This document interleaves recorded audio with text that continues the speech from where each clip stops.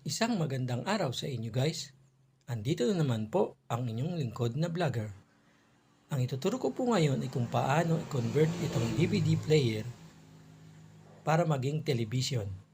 So kung mapapansin nyo guys, ayan, television na siya. So paano yung ginawa? Ganito guys, ito yung connector. Binili ko sa hardware, mga 35 pesos lang yan. Connector yan para sa antena. So ayan guys ang itsura niya. So papakita ko sa inyo kung paano siya nilalagay. So ayan guys, pag ang DVD nyo, ang DVD player nyo may ganyan, may kabitan ng antena, ibig sabihin, pwede siya sa antena, pwede siya maging TV. Kailangan mo lang bilhin itong connector. So ngayon guys, ipapakita ko sa inyo kung paano siya ikakabit.